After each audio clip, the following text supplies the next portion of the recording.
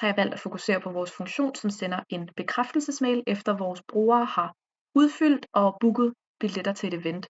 Og det første, vi kigger på, den her sign-up-form, hvor når der trykkes bekræft reservation, så kaldes denne fetch til vores send confirmation endpoint.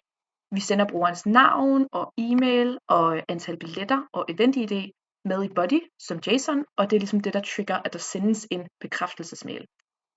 I vores send confirmation endpoint, der bliver der gjort brug af NodeMailer, som er et bibliotek til at sende mails i Node.js. Der bliver så også hentet event data direkte fra vores fetch event by ID fra API-mappen events API-kald, og det er for, at man kan indsætte information om eventet direkte i mailen.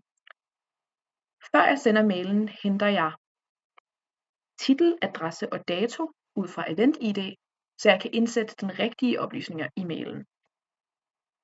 Der er så blevet oprettet en Gmail til projektet, som hedder Modernia Curators, og den er her blevet forbundet via NodeMailer med Create Transport. Det er altså den mail, der bliver sendt fra til vores brugere, når de har booket. Nede i Transporter Send Mail er her, hvor mailen så bliver sendt, og i den er der alle de andre oplysninger. Det er fra vores Modernia Curators, vores Gmail, og det bliver sendt til den e-mail, der er blevet udfyldt i bookingformen.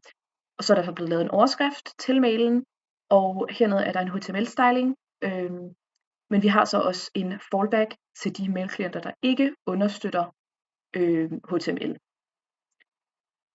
HTML-skabelonen fortæller så, hvor eventet er, hvornår det er, og hver billet får sin egen lille billetvisning, så de kan scannes hver især.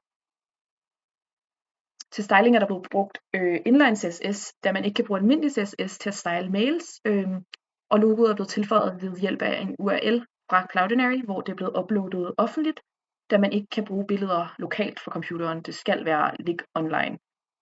Logo og farver og design og sådan noget, det matcher vores hjemmeside, så det ligesom har en rød tråd i designet, og der også er noget troværdighed i de billetter.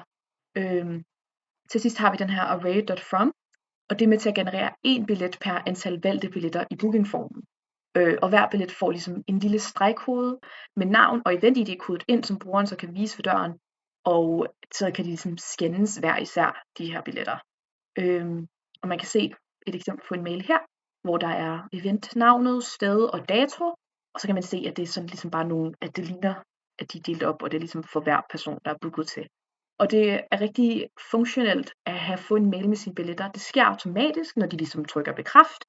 Og med den mail, så behøver vores brugere ikke at skulle sådan logge ind nogle steder, eller downloade nogle billetter manuelt, men gøre det ligesom nemmere og mere brugervenligt for dem, og mere tilgængeligt.